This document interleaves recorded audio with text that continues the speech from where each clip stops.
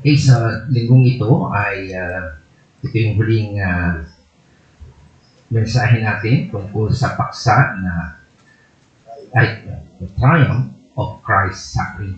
Okay, part 3. At next Sunday po ang si Pastor Ray ay dadating po rito, kaya ito na po yung aking huling may message sa tanong ito. Okay. Kanina ay sinabi ko sa grupo ng ating mga kapatid, itong panahon na ito ay busy-busy ang lahat sa Kapaskuhan, ba? At kaya tawag natin itong Merry Christmas. Kami po ay galing sa Japan at doon ay natin Buddhist country po yun. Even na Thailand, noong last year ay galing din po kami doon. Nagse-celebrate na rin sila, nagpapatugtog na rin sila ng Christmas song.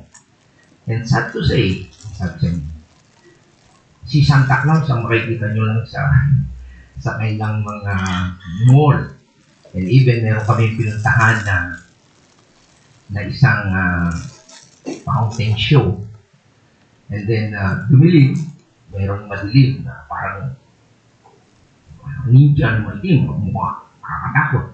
Kaya po yung aking apo si Sam natakot. Madilim. And then, lumabas si Santa Claus, tuwa-tawa, walang palakpakan. So, ang kanilang pinoportray na liwanag ay si Santa Claus. Okay? So, makita natin na maraming tao sa mundo na ito ay gusto maging masaya. At ginagamit nila yung panahon ng Kapaskuhan para mag-party, diba? Exchange gift, diba? And also, ay gusto lang nating kasiyahan. Kaya sabi ko nga, ay bibihira yan na tinatalakay natin ang suffering, okay, of Christ. Pero mamaya, pagkatapos nating mapag-aralan ito, makikita ninyo bakit dapat tayong magdiwang, okay, sa na-accomplish ni Christ. So, kung magdiriwang ang tao sa Pasko ng kapanganakan, lalo higit po yung sa Pasko ng pagkabuhay o yung Pasko ng pagtatagumpay. Okay? Mas maganda po yun. At makikita ninyo. At may ugnay po ito sa binasa ng kapatid na Jojo. Okay? Tamang-tama yung binasa niya kanina. Matutungkay na po natin. Okay. Sa diwang yun ay inaanyahan ko po na muli tayo tumayo at basahin po natin yung mga paksa na ating pagbabasihan ng mensahe ng Panginoon. Okay. Sa 1 Peter chapter 3, verse 18 to 22, sabi po dito, sapagkat si Kristo na walang kasalanan ay namatay ng minsan para sa inyo na mga kasalanan, upang iharap kayo sa Diyos. Siya'y namatay ayon sa laman at muling binuhay ayon sa Espiritu. Sa kalagayan ito, nagpunta siya at nangaral sa mga Espiritong nakabilanggo. Sila ang mga Espiritong ayaw at sumunod nang sila'y matigang hinihintay ng Diyos noong panahon ni Noe. Samantalang ginagawa nito ang malaking barko, iilang tao o lamang ang nakaligtas sa baha. Ang tubig ay larawan ng bautismo na nililigtas sa inyo ngayon. Ang bautismo ay hindi paglilinis ng dumi ng katawan, kundi isang pangako sa Diyos buhat sa isang malinis na budhi. Iniligtas kayo ng bautismo sa magitan ng muling pagkabuhay ni Yesu Kristo. And then sa last verse, na umakyat sa langit at kayo'y nasa kanan ng Diyos, naghari siya roon sa mga anghel at sa mga kapangyarihan sa langit. Ito po ang salita ng Panginoon.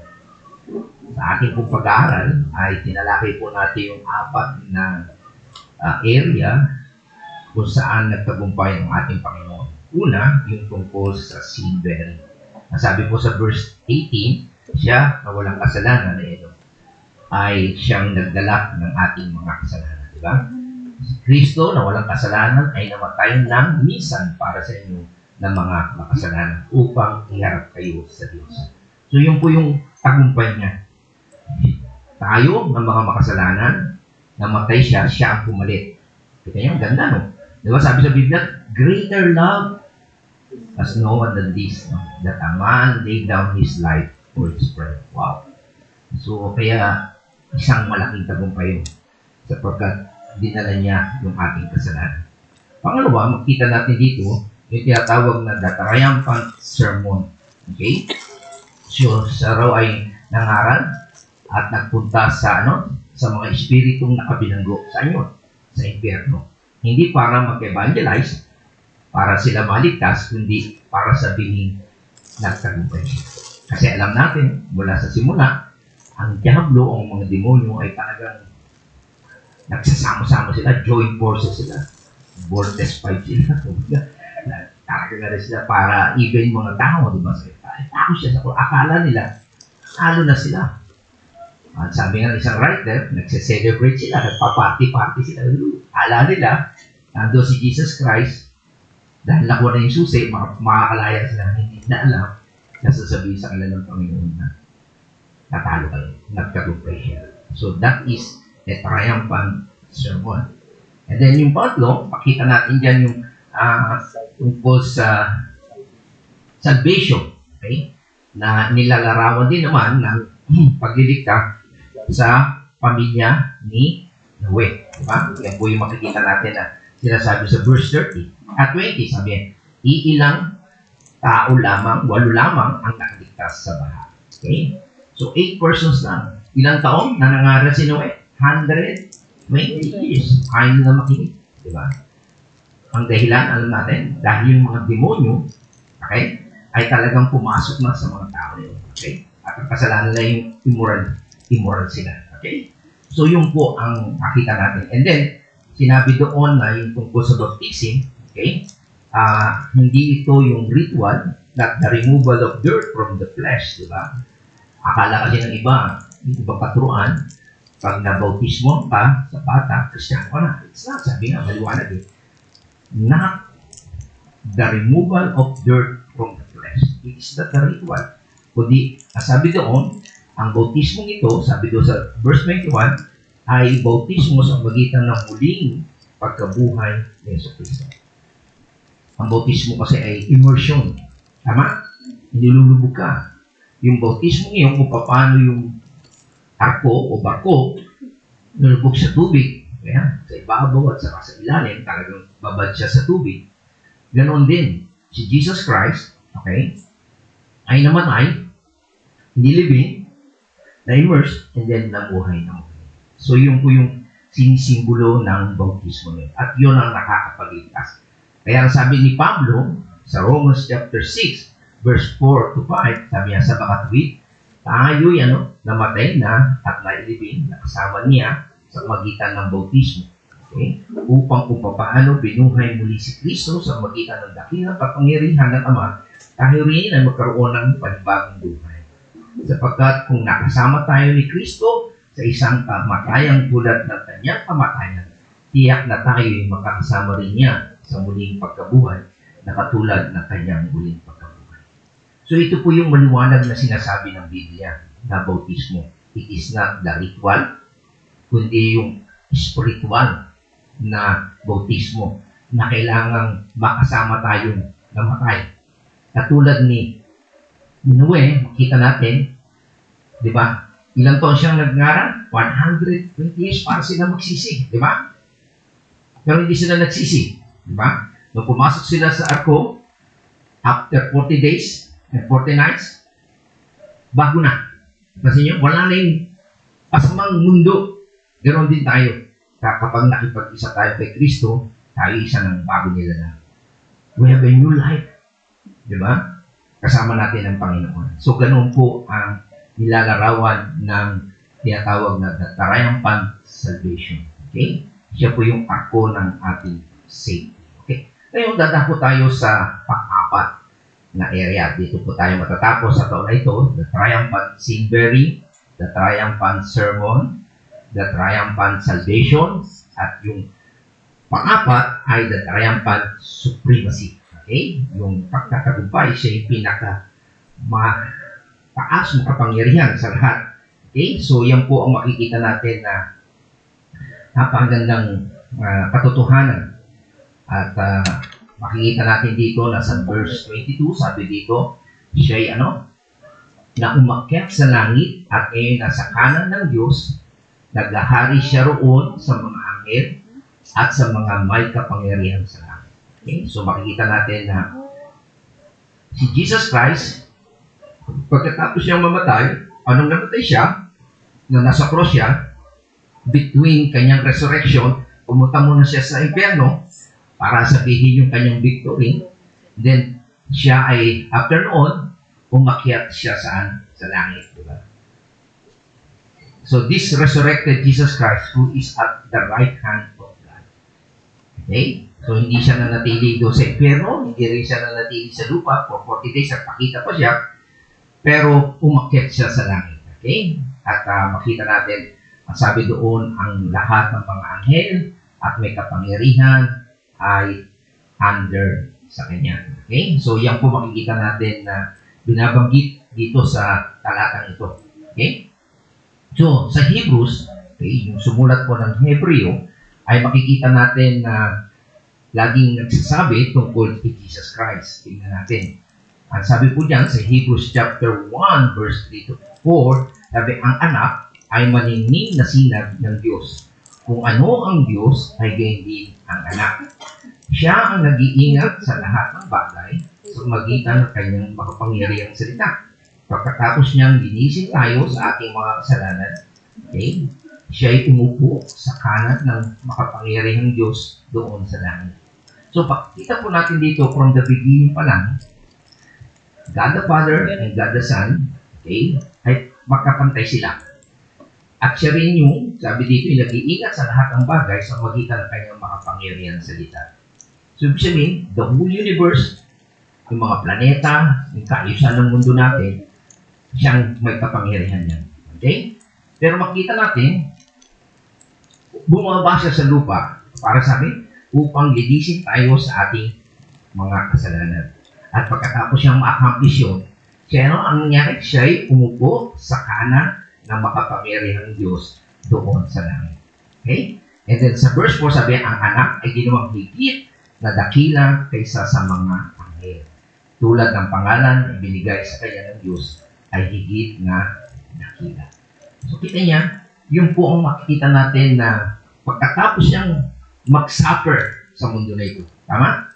Siya umakyat sa langit at ginawa siya ng dakila. Tingnan niyo, ano pa sabi niya? Sa Hebrews chapter 1, verse 6, sabi niya, at nang sinugo na ng Diyos ang kanyang panganay na anak sa salibutan, ay sinabi niya, dapat siyang sambahin ng lahat ng mga anghel ng Diyos. Napansin niyo, di ba? Paano na, nung ipinanganak si Jesus Christ, di ba? Habang ang mga pastol ay matutulog, ano sabi sa Biblia? Laksa-laksa ng anghel na nag-awit. Ha?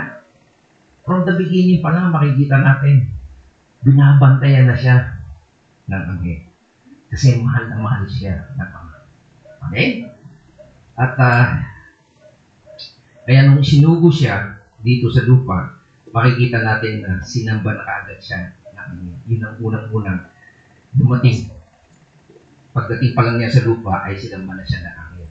And then makikita natin na kahit nung bumalik siya sa langit, sinasamba pa rin siya ng mga anghel. Okay? So, when Jesus Christ entered into the glory of the presence of the Father after His resurrection, when He ascended to the right hand of God, He did so as the Supreme One. Dahil nga doon sa kanyang na-accomplish na sakripisyo, okay? Pagsunod sa Ama, pag-akyat niya sa langit, ay talagang ibinigay sa kanya yung pinakamataas na pusto. Okay? So, ano sabi nga dyan? Sa verse 10, chapter 10, verse 12, sabi ko dyan, ngunit si Kristo ay minsan lamang naghandog para sa mga kasalanan. Minsan lang siya namatayan. At pagkatapos ito, ay mupuna sa kanan ng Diyos. Ganyan, ha? So, maliwanag po, isa sa mga makikita natin na na-accomplish si Jesus Christ. Kung ang mga pari noon ay taon-taon sila naghahandog, di ba? At makakalungkot, mayroong iba ay kasama sa kanilang tradisyon sa pagmimisa nila. Every time na nagbimisa sila, namamatay si Jesus Christ. Kaya tinutulan po yun ni Martin Luther at ni Calvin. Talagang idolatry yun, bali yun sa siyasad. Kasi minsan lang. Pero sa kanila kasi, every time na natanggap sila ng banal na hapunan, namamatay yun. Si Jesus, actual daw na namamatay. So, tinutulan ko yung itong dahilan kung bakit nung araw ay nag-protest na sila sa maling katuwaan. Kasi maliwanag po rito na minsan lang po siya namatay. At pagkatapos noon, sa ating kasalanan, ay naupo siya sa kanan ng Diyos. And then sabi pa niya sa Hebrews chapter 12, verse 2, ituon natin ang ating paningin kay Jesus Christ na siyang pinagmulan at kabuuan ng ating pananampalataya. Let's focus on Jesus Christ. Dahil sa kagalakang naghihintay sa Kanya, hindi niya ikinahiya ang mamatay sa cross. Siya ngayon nakaupo sa kanan ng trono ng Diyos. So from the beginning, pinano na ng Diyos Ama. Okay? Willing na willing si Jesus Christ na ibigay ang kanyang sarili na mamatay. Bagaman makikita natin, nung bago siya mamatay, sabi niya, Ama, kung maaari, huwag ko nang ibiminan sa araw ng paghirap ko. Pero huwag ang kalooban ko ang masunod, kundi ang kalooban ang masunod. Not my will, but thy will be done. Okay? So willing siya. Kahit mag-suffer siya, alam natin mahirap yung suffering. At maraming tao ayaw ng suffering. Pero makikita natin dito, hindi niya ikinayang mamatay sa cross. Pero after ng kanyang suffering, sabi doon, siya ngayon ay nakupo sa kanan ng trono ng Diyos. So maliwanag po na makita natin dito sa Hebreo ay malimit na beses na makikita natin, He went from the cross to the right hand of God. Dumaan muna siya sa cross, sa pagdurusa, bago siya nandun nakaluklok sa kanan ng Ama. Okay? Ano ibig ko sabihin ng right hand of God? Ito po ay upuan ng karangalan. Ito po ay upuan ng otoridad o kapangyarihan. Ito rin po ay luklukan ng kapangyarihan. Okay? Maraming tao, gusto ka agad ma-promote eh. Di ba? Gusto niya agad mataas. Wala mo nang hirap. Isa po sa magandang prinsipyo ng mga Chinese, kahit mayayaman sila, pinagtatrabaho nila mga anak nila. At narinig ko yan kay Lee Kuan Yew, sabi niya, noong pa lang, kaya masenso sila, nagsisikap sila. Ngayon daw, ang mga Singaporean, umuupa pa ng DH, domestic helper. Yung mga anak ayaw pagtrabahuin. Diba? Kailangan magtrabaho ka, maghirap ka. Kung ano yung ginagawa ng isang ordinaryong tao, gawin mo hindi porke anak ka ng mayaman. Hindi ka na mahirapan. Gusto mo na lang, pataas ang posisyon, ako papalit, CEO, ako presidente. Makita nyo, maraming tao ganun eh. Mindset nila. Pero, makikita natin yung halimbawang ipinakita ng Panginoon. Dumaan muna siya sa cross bago siya nakuha niya yung right hand of God. Sigawan ko ba yun? Ganyan. So, yan po yung sinasabi dito na tungkol din kay Jesus Christ, sabi niya sa Romans 8:34, sino ang hatol na siya'y parusahan? Si Kristo na pinatay. Ngunit higit sa lahat ay muling binuhay. Ngayon ay nasa kanan ng Diyos upang mamagitan para sa atin. Dito mapapansin natin, hindi lang siya nakaupo para bigyan siya ng karangalan o kapangyarihan, kundi ano pang ginagawa ni Jesus Christ? Okay? Para sa mga believer, siya yan, namamagitan. O bagat defense attorney natin siya. Okay? So, maliwanag po diyan na sinasabi, sinabi ko to kay Erica last Sunday ko. Yung kanta natin, Lift Your Name on High. He died. Namatay siya. Nanatili ba siyang patay? Hindi. Nabuhay siya. At pagkatapos siyang nabuhay, siya nasa kanan ng Diyos. Medyo kulang lang yung kanta eh. From the sky lang siya. Di ba? Hindi lang po siya, ang sky kasi, tatlo yan. Ang langit kasi tatlo. Okay? Itong air, langit din yung tawag niya. Yung outer space, langit din yan. Yung third space, langit eh, yun yung trono ng Diyos o place of God. Dapat yun ang lagay. Diba? Siguro hindi na nag-rhyme doon sa kantano. Pero ito po ang sinasabi ng Biblia. Hindi lang po siya from the sa sky. Alam mo ito, tayo, may nakatalis sa kanya. So, namatay siya. Pero itong gusto ko lang pong bigyan natin ng pansin. Okay? Yung ibang religious leader, namatay, hindi na buhay na muli. At walang specific kung nasaan sila. Sabi ng iba, saan pa man naroroon. Di ba? Pero baliwanag si Jesus Christ nung namatay, nabuhay, siya ngayon nasa kanan ng Diyos. And at the right hand of God, okay, binigyan siya ng kapangyarihan mula sa mga anghel and over all created things sa lahat ng nilalang. At yan. So, mga kapatid, ito ang dahilan kung bakit talagang makikita pa natin. Sa umpisa pa lamang ng unang Kapaskuhan, sinamba na siya ng mga anghel. At nung nasa langit na uli siya, bumalik na uli siya sa trono ng Diyos sa kanan, sinamba pa rin siya. Ganyan. Kaya kung naiintindihan niyo po ang mensahe talaga ng pagparito ni Jesus Christ sa Kapaskuhan. At ituro niyo ang mga nanay tatay sa mga bata. Hindi bagong sapatos, bagong damit, bagong hairdo. Ganay ko nagpakulot pa raw siya kasi nung daw siyang bata ay pinakukulutan siya. Bumabalik na yung gano'n eh. Ang isip bata nanay ko yun. Nakikinig lang naman ako. Okay. Kaya nagpakulot ko siya kasi nung bata siya.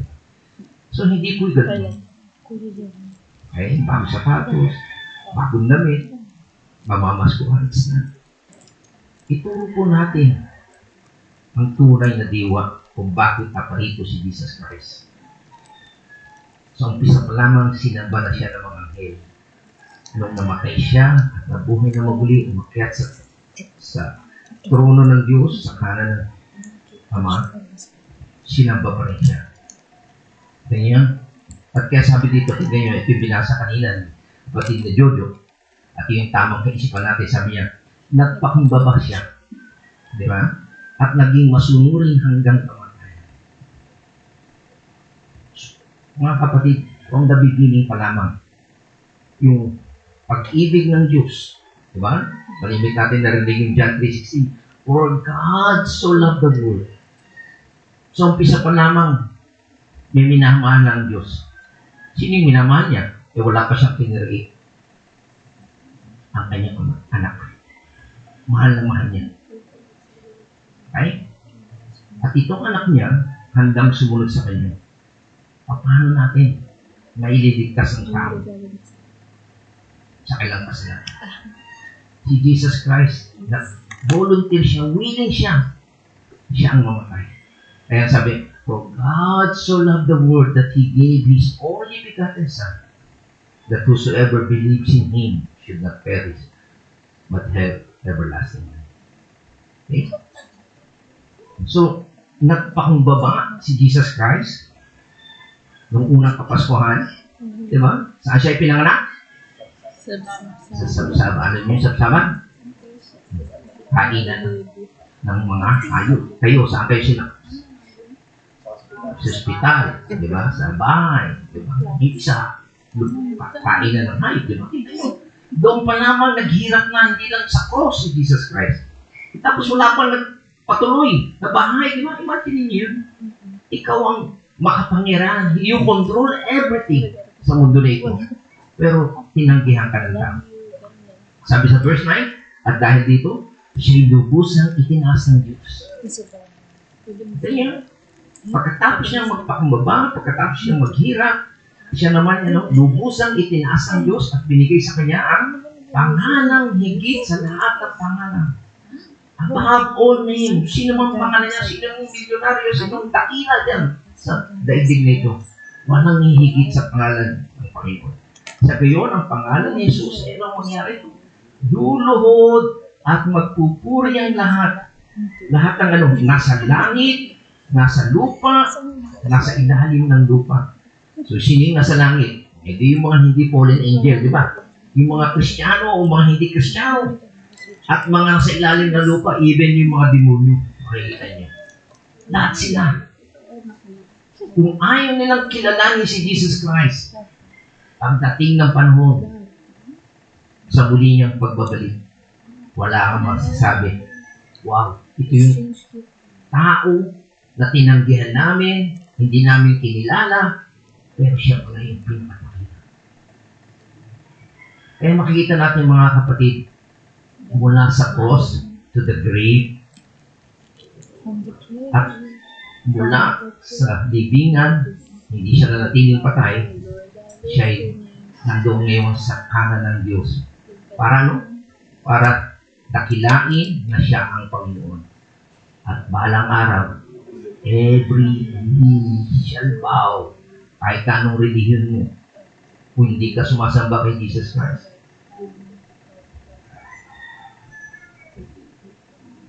Magbabaw ka talaga. Okay? So ito po yung makikita natin na sinasabi ni Pedro na si Jesus Christ ay marvelously triumph, matagumpay na sa kabila ng kanyang paghihirap nung siya'y namatay sa cross. Siya ngayon ay nasa kanan ng Diyos. So yun po yung binabanggit dito sa atin. Yung pinagdaanan niyang suffering. Pagkatapos siya magdaan sa hirap, nandoon siya ngayon sa luplupan ng trono ng Diyos. Okay? Sabi nga sa verse 22, sa ano nangyari? Siya ay umakyat sa langit. Okay? Bibigyan natin pa ito, ha? Kaya, napakaganda to yung iba, hindi natin saan man naroroon, diba? Pag namamatay, hindi specific. Okay? Yung sa kanta, sa sky lang, tatlo klaseng sky eh. Okay? Ito maliwanag, sa langit. Doon na sa right hand of God. Maliwanag yun. Diba? Kasi yun yung third heaven eh. Yung kung saan ang place of God. Okay? Sabi niya, umakyat siya sa langit at ngayon nasa kanan ng Diyos, naghahari siya roon sa mga anghel at sa mga kapangyarihan sa langit. Okay? Having gone to heaven. Okay? Anong ibig sabihin niya? Ang tinutukoy mo dyan, mga kapatid, ay walang iba kundi yung kanyang ascension. Okay? Yung pag-akyat niya sa langit, di ba? At maliwanag po yan na sinasabi sa Acts chapter 1 verse 11, di ba? Sabi niya, kayong mga taga-Galilea, bakit kayo nakatayo rito at nakatingin sa langit? Okay? Ito si Jesus na umakyat sa langit ay magbabalik gaya ng nakita ninyong pag-akyat niya. Okay? So, sino nagsasabi ito? Yung anghel, di ba? Nakatingin sila eh. Okay? Dahan-dahan umakyat si Jesus sa langit. Papunta sa langit. Okay? Kaya itong si Jesus na umakyat sa langit, sabi, ay babalik din gaya ng niyang pag-akyat. Ibig sabihin, pagbalik niya, makikita niya, visible din. Pero yung may mga kultos, sabi, pupunta si Jesus Christ, dumating na. Pati natin nakita. Huwag ka maniwala doon. Okay? Kasi maliwanag siya, sabi, kung paano nakita ito, pakyat, makikita din natin. Okay? At sabi niya sa Hebrews again, sabi niya, Hebrews 6:20, si Jesus ay naunang pumasok doon alang-alang sa atin at naging pinakapinunong pari magpakilanman ayon sa pagkapari ni Melchizedek. So again, hindi lang siya nakaupo sa kanan ng Diyos, kundi sabi kanina, binasa natin ay siya'y namamagitan sa atin at yan ang trabaho ng pari. Tama? Namamagitan sa tao at sa Diyos. Okay? Wala pang inapansin kung saan nilitulad ang kanyang pagkapari. Kanino? Kay Melchizedek. Kilala niyo ba si Melchizedek? Saan ba nanggagaling ang lahi ng mga pari? Lahi nino? Levi. Tama. Pero si Levi ay saan galing ang kan? Jacob. Sino tatay ni Jacob? Sino? Si Isaac. Diba? Sino tatay ni Isaac? Si Abraham. Pero si Melchizedek, sino tatay? Walang binanggit sa Bible. Kaya sinabi ni Jesus Christ, bago pa kay Abraham, ako na.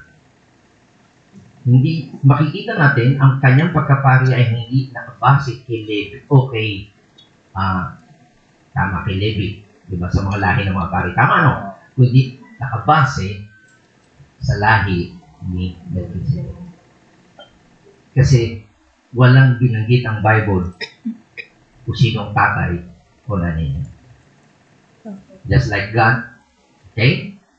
Nakita natin, walang pinasimulan. Nandun na siya, nag-exist na siya. Liwanag? Kaya sinabi ko sa niya, bago pa kay Abraham, ako na. Mas nauna, si Melchizedek kaysa kay Abraham. Si Abraham, apo niya na lang si Levi. Tama yung angkan ni Levi na mga pari. Gusto ko lang bigyan ng pansin niyo yun. Yung kanyang supremacy, pagkamataas. Okay? Mataas yan. Siyang pinakapunong pari na nakaupo sa kanan, pinakapunong pari na ayon sa pagkapari ni Melchizedek. Sabihin, walang pinagmulan, pangyarihan siya, mas mataas pa siya sa mga Levita o yung mga angkan ng Levi. Okay? And then sabi niya sa Hebrews 8, verse 1, ito ang bukod ng aming sinasabi, tayo ay may pinakapunong pari na nakaupo sa kanan ng trono na kataas sa Diyos. Okay? So yun po ang ginagawa pa rin ni Jesus Christ. Pagkatapos siya yung mission niya sa lupa, pagdating niya sa langit, hindi pa tapos ang kanyang mission. Okay? Siya yung namamagitan pa rin para sa mga mananampalataya. Okay? And then sa Hebrews chapter 9 verse 24, sapagkat si Kristo ay hindi pumasok sa isang daking banal na ginawa ng tao at larawan lang ng tunay. Saan siya pumasok? Sa langit. Mismo siya pumasok at ngayon nasa harapan na siya ng Diyos at namamagitan para sa atin. So, maliwanag po na sa lumang tipan ay marami pong instruction na binigay ng Panginoon sa mga Hudyo, di ba? Gagawa sila ng templo, meron tinatawag na banal na dako at banal-banal ng dako, di ba? Nung si Jesus ay namatay, ano nangyari sa curtain ng templo? Nasira. Okay, after nun, wala na. Di ba? Kasi minsan lang siya hinendong. At sabi dito, hindi siya pumasok sa dakong banal na ginawa ng tao. Ito kasi ay lakawan lang ng tunay. Ano yung dako na banal at saan pumasok si Jesus mismo? Sa langit mismo. Okay? At ngayon ano siya? Nasa harapan na siya ng Diyos at namamagitan para sa atin. Kaya mga kapatid, purihin po natin ang Panginoon. Pasalamatan natin siya. Sapagkat hanggang ngayon ay makikita natin we are secure. Diba? Sa kabila ng tayo yung makasalanan, kinhabagan ng Diyos. Okay? Ngunit nakakamali pa rin tayo. Diba? Kaya ang Diyos ang namamagitan sa atin. Okay? Isang araw ay dapat na-enjoy mo ngayong message ni R.C. Sproul tungkol sa God's loyalty, loyal love. So kapag nagmamahal ka, may subject ka. Sino yung minamahal mo from sa simula pa lang? Mahal ng Ama ang kanyang anak. Okay? Kaya ibinigay niya ito at ito yung willing siya na magsakripisyo para iligtas yung kanyang mga hinirap o mga kanyang piling gaya ni Noe at ang kanyang mga anak, di ba? Paano naging safe? Diba? Nakita natin na pinatulan ng Diyos ang tao dahil sa kanilang kasalanan. Tama? Kasi ang Diyos ay banal at matuwid. Ang lahat ng kasala paparusahan niya. Pero binibigyan sila ng pagkakataon na magsisi, di ba? Kaya nga nangaral si Noe. Pero ayaw na makinig, di ba? Kaya alam niyo ang nangyari ay katulad ng arko, yun ang naging place of safety in the Noe. Tama. Kaya nakaligtas sa parusa ng Diyos sina Noe at ang kanyang pamilya dahil sa arko. Tama ba? Ganon din tayo mga kapatid. Kaya tayo makakaligtas sa parusa ng Diyos dahil sa ating kasalanan ay dahil kay Yesu Cristo. Kasi mahal niya si Cristo. Tayo, pag makasalanan tayo, every time na nagkakasala tayo, di ba? Apo ko nga lang, pag nagkasala, nagalit ako. Asawa mo, di ba? Nagagalit tayo, di ba? Alam nyo, dahil sa pag-ibig ng Diyos kay Jesus Christ, at dahil sa ating relasyon kay Jesus Christ, kung paano si Noe ay pumasok sa arko, kaya sila nakaligtas sa parusa ng Diyos, ganoon din ang mga mananampalataya. Kaya lang tayo makakaligtas sa parusa ng Diyos sa impyerno dahil sa pag-ibig ng Diyos kay Jesus Christ at dahil tayo nakipag-isa kay Jesus Christ. Intindihin niyo ba yun? At yung pong ginagawa ni Jesus Christ, every time na nagkakasala tayo, ipinagtatanggol tayo ni Jesus Christ sa Ama. Kaya tayo, hindi niya paparusahan, naliligtas niya tayo dahil kay Jesus Christ. Nakita niyo yun? Ganong kadakila ang ginawa ni Jesus Christ sa atin. Kaya mga kapatid, huwag tayong madaya. Maraming tao tinatanggal, Merry Xmas, tinatanggal si Christ sa selebrasyon ng Christmas. Kaya nasabi sa inyo, galing kami Japan, si Santa Claus, ang, nagse-celebrate sila ng Christmas, pero si Santa Claus ang makikita mo lagi. Kahit sa kanilang presentation. Okay? Kasi sana makita natin dito, gusto ko nang bigyan ng diin ko paano sinasabi ng Biblia. Okay? Na itong si Kristo ay umakyat sa langit, pumasok at ngayon nasa harapan ng Diyos at namamagitan para sa atin. Yun yung ginagawa ni Jesus Christ. Kaya hindi kanya pinarurusahan, hindi kanya ipapahamak. Yung po ang kaligtasan mga kapatid, hindi tayo liligtas sa impyerno, hindi tayo liligtas sa demonyo, hindi liligtas tayo sa kasalanan, kundi ililigtas tayo sa parusa ng Diyos. Kasi galit ang Diyos sa kasalanan. At kaya lang nasasatisfy ang Diyos Ama dahil sa ginawa ni Jesus Christ. Siya yung namatay para sa atin. At sabihin natin, kahit tayo yung nagkakasala, pagkatapos natin sumampalataya sa Panginoon, ito pa ang ginagawa ng Panginoon. Namamagitan pa rin. Why? Bakit patutolerate ang Diyos kami? Dahil sa ginawa ni Jesus Christ. Dahil mahal niya ang anak. Kaya niya tayo din ng pamahal. Okay?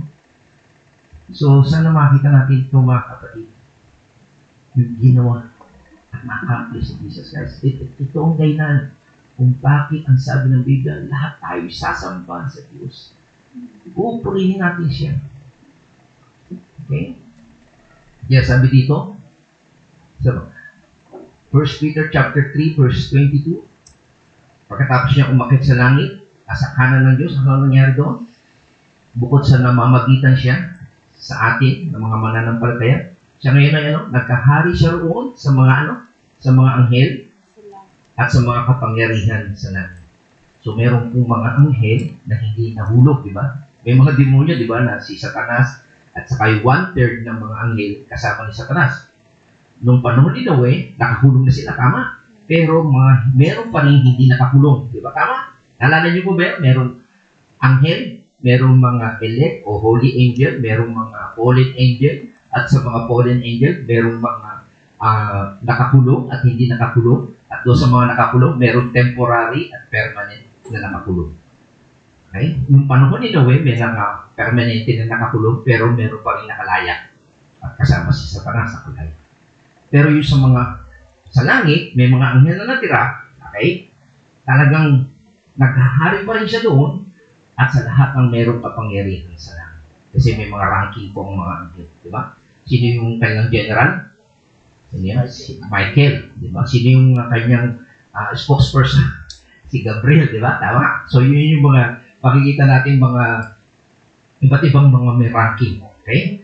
So, sabi niya, after angels and authorities and power had been subject to him. Okay? So, ano yung makita natin? Bigyan natin ng pasin. Sabi niya, after angels and authorities and power had been subjected to him. So, dito makita natin, bukod nga sa sinabi ko sa inyong mga anghel, okay? Na nung namatay si Jesus Christ, saan siya pumunta? Sa impyerno, di ba? At nag-declare siya ng triumph and announce of victory. Okay? At pagkatapos noon ay yung mga spiritual being called angels, authorities, and power, ay makita natin ay ito yung mga anghel din na nasa langit ay subject to him. Okay? So makita natin, ibig na sabihin, lahat ng ranks of spiritual being must subject to Christ kasi siya yung pinaka-dakila. He is preeminence. Kaya sinasabi, ang lahat ng tao, okay, mga anghel sa langit, nilalang din yung anghel, di ba? Sa lupa at nasa ilalim ng lupa, sila yan sasamba ni Jesus Christ. Okay? So, maliwanag din po sa sinasabi sa Efeso, sabi dito, at muling bumuhay kay Kristo at nakupo sa kanan sa kanya sa kanan ng Diyos sa kalangitan. Kaya nasa ilalim ng kapangyarihan ni Kristo ang lahat ng paghahari, kita nyo, kapamahalaan, kapangyarihan at pamunuan sa kalangitan. Higit na dakila ang kanyang pangalan kaysa sa lahat. Hindi lamang sa panahon ito, kundi sa magiging sa darating. Kita niyo yung nakita ni Pablo kay Jesus Christ. Siya ngayon daw ay nakaupo sa kanan ng trono ng Diyos sa kalangitan, kaya nasa ilalim niya kapangyarihan. He is the commander-in-chief. Okay? Lahat ng pamahalaan. Sino ba yung makapangyarihan na pamahalaan? Amerika, Russia, China, sino man yan, you name it, di ba? Siya yung dito sa lupa yun, maging sa pamunaan sa langit. Higit na dakila ang kanyang pangalan. Okay? At sabi dito sa verse 22, ipinailalim ng Diyos sa paa ni Kristo ang lahat ng bagay at ginawa siyang ulo ng lahat ng bagay para sa Iglesia. Kita niyo mga kapatid, ang accomplish ni Jesus Christ after na siyang magsapa. Pinarangalan siya ng Ama. Lahat ng pamunuan, sa langit man, sa lupa, o sa ilalim man ng lupa, kikilala. Kaya pagdating niya, di ba? He is the King of Kings and the Lord of Lords. Mga kapatid, yan yung ating sinasamba. Huwag nating maliitin, huwag nating gawing unknown si Christ. Huwag nating mali lang siya, o huwag nating gawin siyang laging nakapakot. No. Isang beses lang siya nagsuffer. At ngayon, dinadakila na siya. Nakakalungkot, ginagawa siyang bad words, di ba? Sa Amerika. Yung pagmumura, di ba? Ginagawa siya. Ang laking kalapastangan ng ito mga kapatid. Nakakalungkot. Pero makikita natin dito sa ating pag-aaral na ito, it was through his sacrifice. Makita na kanyang paghihirap o pagdurusa at sa kanyang pagsunod sa mga paghihirap na ito that God highly exalted him. Tiniis niya, mga kapatid. Bagamat, makikita natin yung expression niya, kung maaari, huwag kong inumin ang saro ng paghihirap. But not my will, but thy will be done. Ang kaloob, kasi tayo minsan Lord, huwag na akong maghirap. Gusto natin masaya lagi. Tama? Sabi nga kanina, tanging tayo siguro lang ang nagtuturo. Nung Pasko na ito, paghihirap Yung iba panay Mary. Tama? Tataari kayo gusto, ba't? Pag naintindihan nyo ito mga kapatid, kayo ang pinakamaligaya. Kasi ito yung lesson na tinuturo ng Panginoon. Dumaan siya sa mga pagdurusa at pagsunod. At kaya siya itinaas ng Panginoon. Yung word na subject, it means puputas. Ibig sabihin, line up in rank between him and military term. Talagang nasa ilalim, subjected lahat ng mga tao o mga bagay o mga tao o kapangyarihan sa katawan niya. Okay? Kung noon araw ay inaalipusta siya, hanggang ngayon inaalipusta siya, hindi siya kinikilala. Pagdating ng panahon, kikilalanin niya siya na siya yung pinakamataas na lahat. So, ano yung itinuturo sa atin sa mga aral na ito? So, it was through unjust suffering that Christ found the path of triumph. Bagamat naranasan ni Panginoon ang mga hindi makatarong pagdurusa, di ba? Wala siyang kasalanan, di ba? Pinagpalit pa nga siya kay Barabbas eh. Tama? Na maraming tao. Hindi makatawa. Sabi nga ni Pilato, hugas kamay. Wala akong makita kasalanan. Totoo naman, di ba? Pero hinayaan niya eh. O sige, mamili na lang tayo. Nasunod na may maraming tao. Pinako siya. Pero makikita natin, sa kabila ng kanyang unjust suffering, natagpuan niya ang daan o landas ng tagumpay. And also, kita natin, sa magitan ng unjust suffering, Christ gained His great and glorious victory. Diba? Nagtagumpay siya. At ngayon din, magay na ating pinag-aralan, na siya ay nagtagumpay nang dala niya ang ating mga kasalanan. Na-satisfy ang Diyos. Nabayaran niya. Yung utang mo at utang ko, fully paid. Nagkaroon na ba kayo ng utang? O, sige, yes. Yeah. Ang hirap eh, kung may utang ka, di ba? Yung ako, yung nagbabayad po ako ng L300 sa tatay ko, usapan kasi namin, 13,000 ang mga babayaran. 8,000 lang po nakukolekta ko.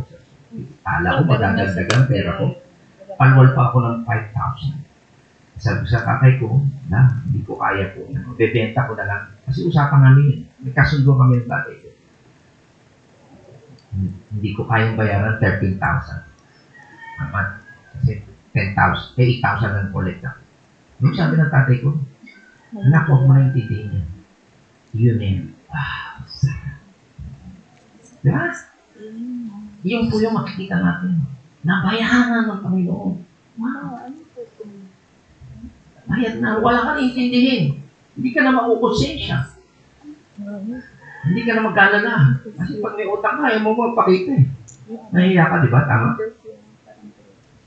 Wala kang mukhang iharap sa pinagkakautangan mo.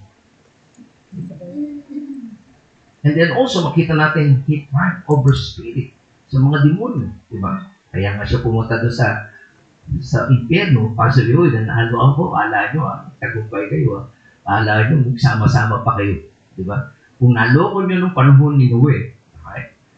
At ang Sodom at Gomorrah, talagang nagwala kayo, pumasok kayo sa mga lalaki, at talagang nasawa nyo yung mga babae, and also yung mga lalaki sa kapwa lalaki, di ba? Hindi kayo magtatagumpay. And also, makita natin, he triumphed in salvation. Okay. Niligtas niya. May pamamaraan siya para iligtas yung kanyang mga hinirang.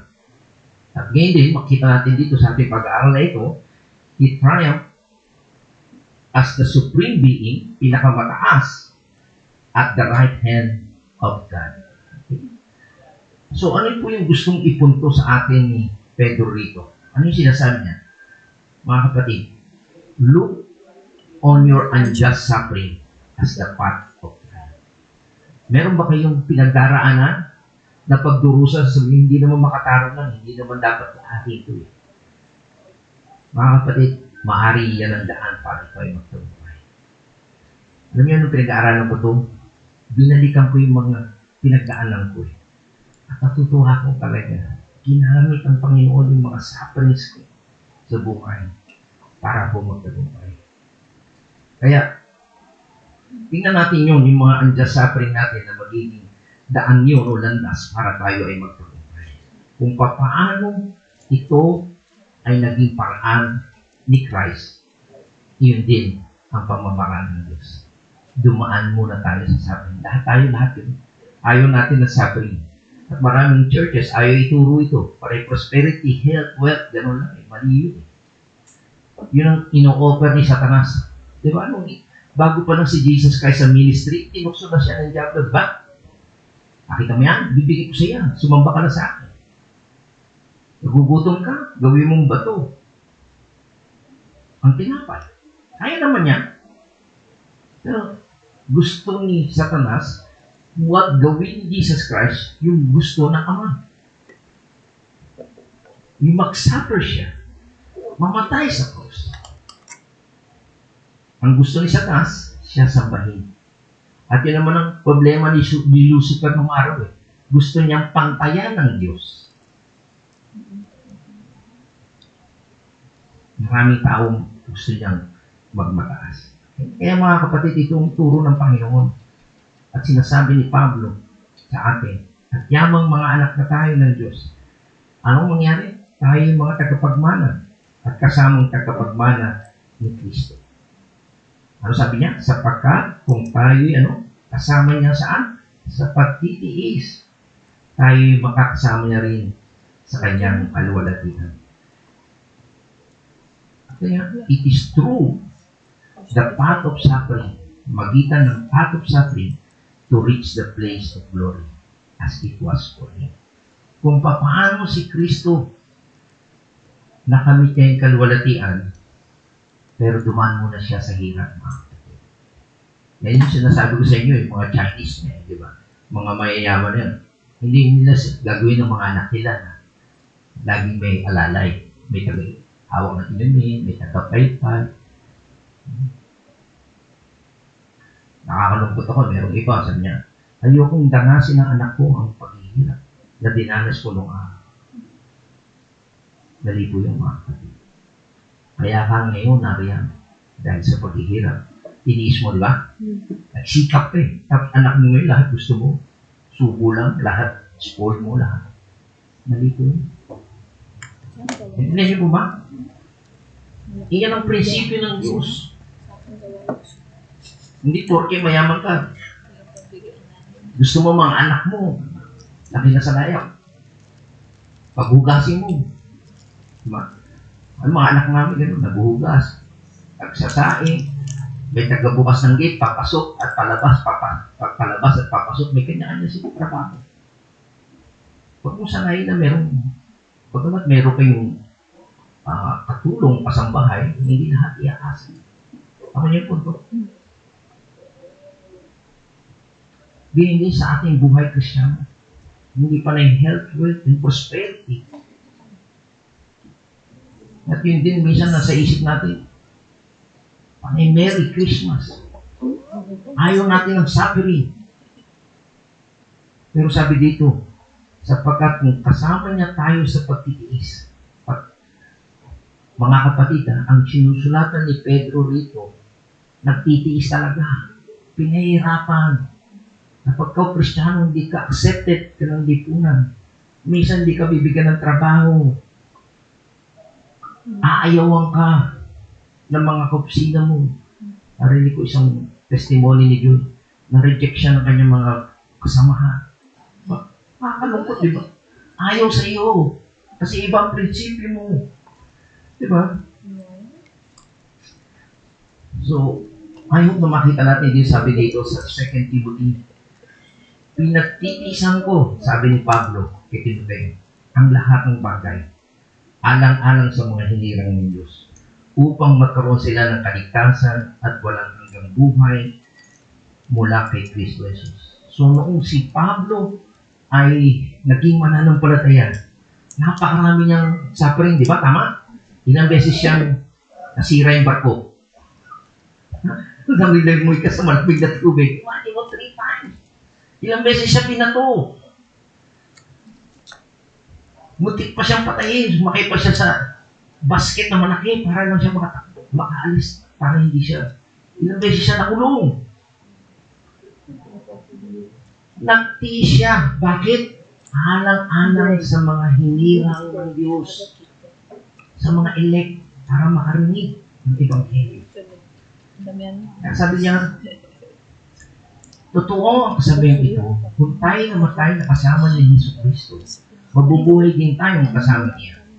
Kung tayo nagtitiis sa hirap ng mundo ito, magkahari din tayo ng kapiling niya. Kapag siya'y ating kinahiya, ikakahiya rin niya. So, pansinin natin mga kapatid, part of our calling, kapag tayo naging mananampalataya, magtitiis tayo ng hirap sa mundo na ito. Hindi tayo nakikiayon sa mundo na ito. Magtitiis ka talaga. Kung yung iba, party-party, inom-inom, di ba? Nasiya, yun ang hanap nila sa mundo. And I'm sad to say, yun din ang hinahanap na sa church, sayaw-sayaw, patayong-talon, kanta-kanta. Hindi itinuturo yung maghirap ka, magtiis ka sa pagsunod sa Panginoon. I-reject ka ng mundo na ito. Ang sabi dito, maghahari din tayong kapiling niya. Okay? Wow. So, it's really a blessing. Pero, it's a warning also, kung ikakahiya natin siya, ikakahiya na rin tayo. Okay? So, yan yung babala. Kasi, kung ikaw hindi mananampalataya, ikakahiya mo nga siya. Okay? Pero kung totoong mananampalataya, magtitiis ka. At mayroong blessing na sinasabi siya. Kung paano nagtiis ang Panginoong Hesus at nakamit niya ang tagumpay o karangalan, ganoon din tayo. Okay? So, ito yung lesson sa atin. Ang landas ng kaluwalhatian ay lagi sa magitan ng pagdurusa. Bago natin makamit, di ba, sa mga athlete nga, no pain, no gain. Hindi pwede, wala kang practice, pas bububoxing ka, ganyan-ganyan ka lang. Hindi pwede. Exercise lang. Practice yan. Tama? Sa mga athlete yun. Ganon din sa buhay bilang mananampalataya. Okay? Meron tayong pagdadaanan ng mga pagdurusa. Opposition. Kasi kaaway natin ng Diablo. Okay? At sa magitan noon, ay matatagpuan natin ng landas ng kaluwalhatian. Sapagkat yan po ang nakita natin ipinakita ng ating Panginoong Jesucristo. Maliwanag po ba? Huwag kayong mag-alala. Ang totoong mananampalataya, ang sabi ni Pablo. Okay? Dahil, sabi dito, sa Philippians 1:29, dahil ipinagkaloob niya sa inyo, hindi lamang ang manalig sa kanya. Okay? Ibinigay ng Diyos yung faith sa atin, hindi lang yun, kundi ang magtiis din naman alang-alang kay Kristo. Kaya ito po isa sa mga itinuro ni Calvin, the perseverance of the saint. Ang totoong mananampalataya, mananatili na. Kahit mamatayan, kahit patayin niya, hindi aalis yan, magtitiis yan hanggang wakas yan. Diba? Sabi sa Biblia, ang manatili hanggang wakas ay maliligtas. Yan ang totoong mananampalataya. Hindi niya tatanggihan, kahit siya alikustahin, kahit siya i-reject ng kanyang mga kada sa lipunan, hindi mawawala yung kanyang pagtitiwala o pananalig sa Panginoon. Handa siyang magtiis. Maliwanag po ba yun? Kaya huwag kayong mag-alala. Isayaw sa biyaya ng Diyos. Okay? At hindi lang yun, mga kapatid. Sabi ni Pablo sa 2 Corinthians chapter 2, verse 14, "Ngunit salamat sa Diyos at lagi niya kaming isinasama," kita nyo, "sa parada ng tagumpay ni Kristo dahil sa aming pakikipag-isa sa Kanya. At sa magitan namin ay pinalalaganap ng Diyos sa lahat ng dako ang mabangong halimuyak ng pagkakilala sa Kanya." Kita niya, hindi ka lang basta magtitiis, kundi lagi kang isinasama sa parada ng tagumpay. Kasama ka sa victory, hindi ka laging talunan. Okay? He will always cause us to triumph. Okay? Even as Christ triumphed in the midst of unjust suffering. Lagi kanya isinasama sa tagumpay. Kung paano ang Panginoon, akala nila, talo na, di ba? Akala ng Diablo, talo na siya, namatay siya, tama. Pero hindi nila alam, nanalo pala ang Panginoon sa kabila ng magsasuffer na. Okay? Maliwanag yan. Ulitin lang natin to sum up sa ating pag-aaral. Nagtagumpay siya sa kasalanan. Anong dahilan? Para dalhin niya tayo kanino? Sa Diyos. Kasi hindi po pwede magsama ang makasalanan at banal na Diyos. Tama? Never. Kahit isang kasalanan mo lang, magsinungaling ka lang. Pero yun ang accomplish o napagtagumpay ng Panginoon. Dinala niya ang ating kasalanan. Para sa Panginoon, maiharap niya tayo sa Diyos. Pero wala tayong takot mamatay.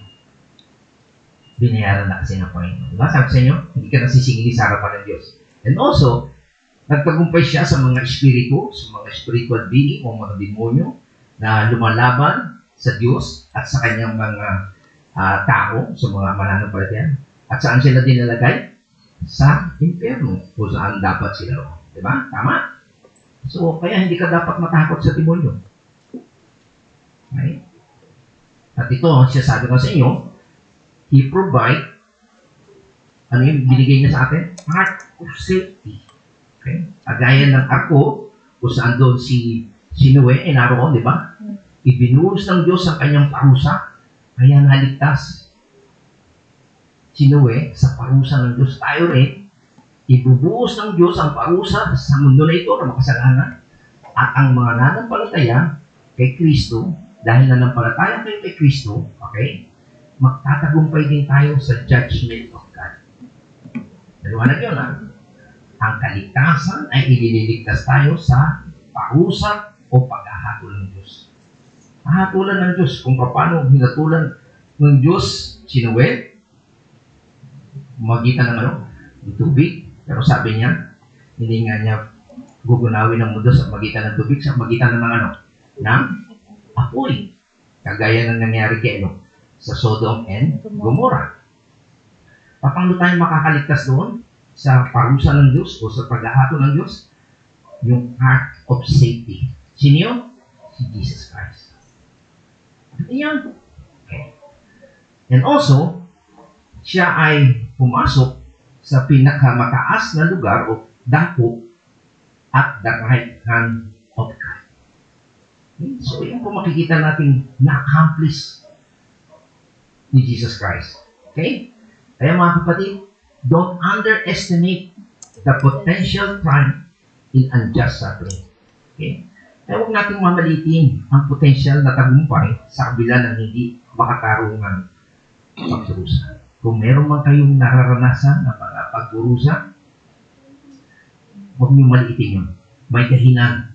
At yun ay pwedeng gamitin ng Diyos para ikaw ay magtagumpay. Eh mga kapatid, tingnan, magbalik tanong kayo. Sagutin niyo itong mga tanong ito kasi ako sinagot ko ito. Aking pinag-aaralan nito, na-recall ko yung mga nangyayari sa buhay ko. Ito, sabi dito, it may be that when you suffer unjustly, you too might have the opportunity because of how you take that suffering to lead someone to Christ. Okay? Kapag daw tayo ay dumadaan sa unjust suffering, ito daw ay pwedeng maging pagkakataon kung paano natin hinandle ito. Paano tayo nagtagumpay doon, ay pwedeng ito gamitin ng Diyos para mag-lead ng ibang tao sa Panginoon. Naalala ko po yung isipan ko ito, paano yung nangyari sa akin nung ako'y nag-aaral sa UE. Graduate na po ako.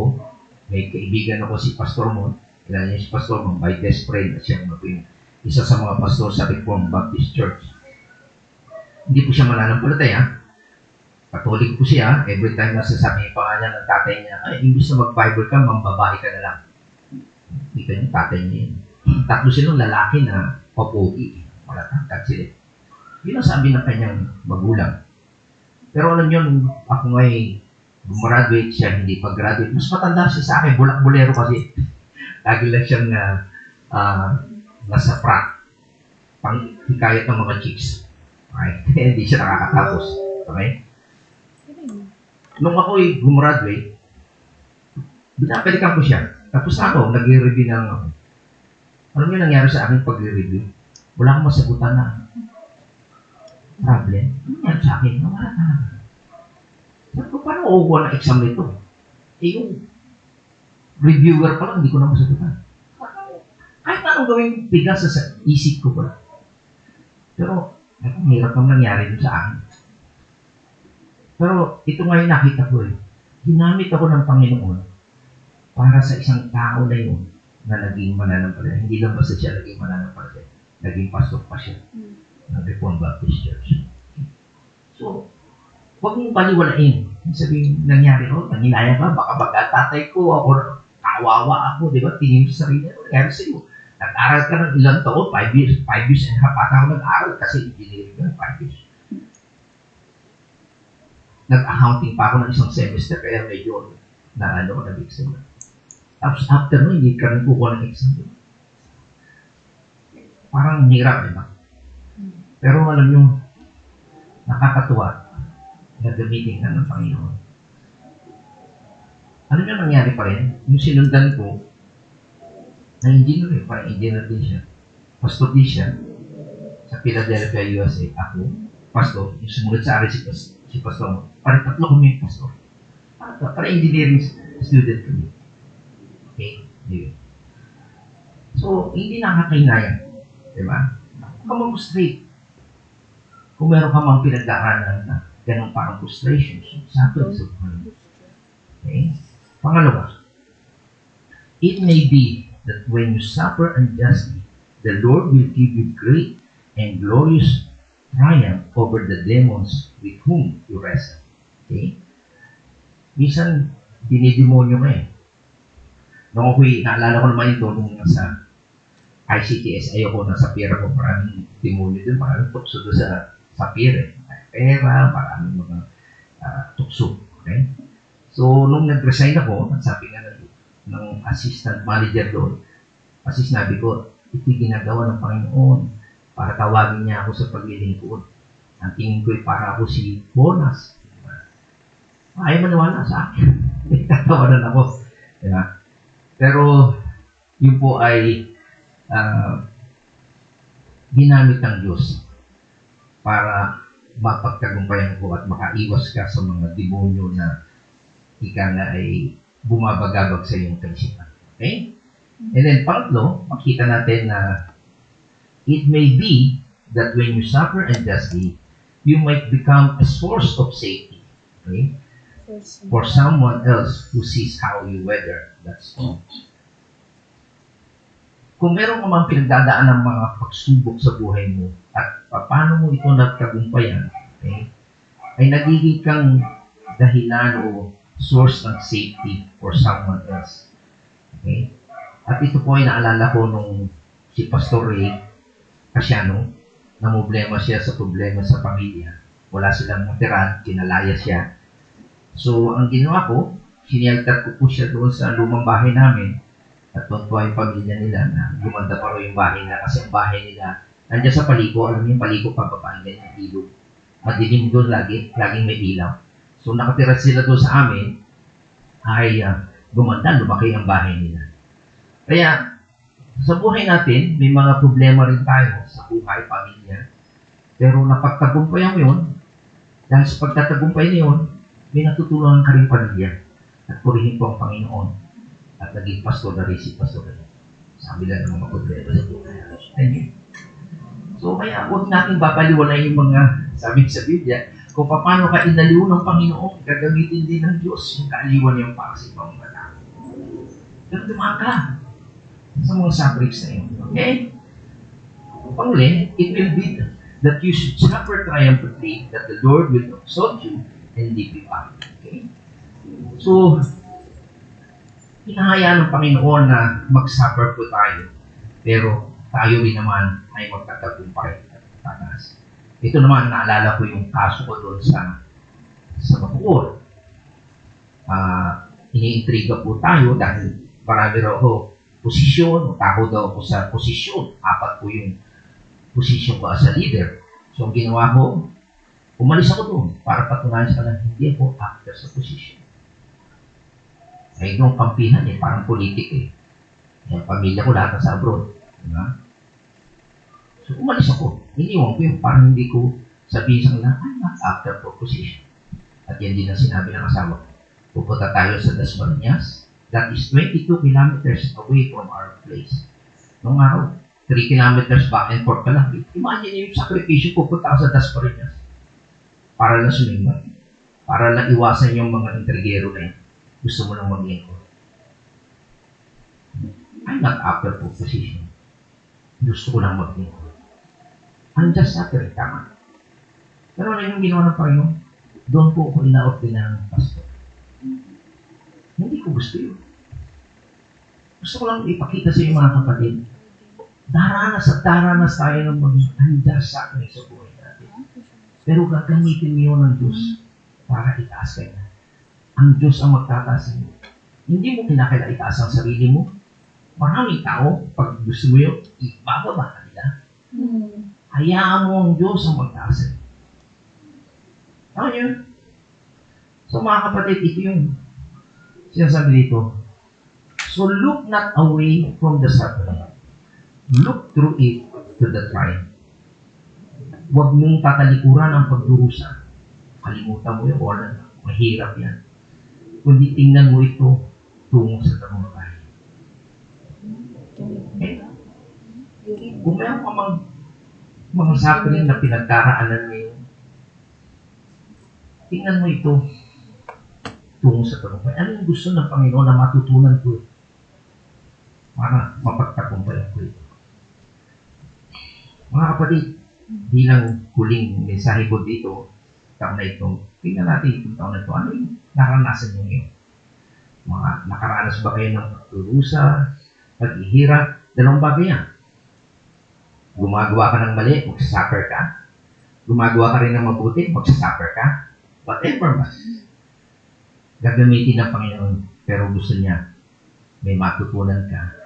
Pag natutunan mo yun, hindi mo na mauulit yun, magtatagumpay ka na. Tama?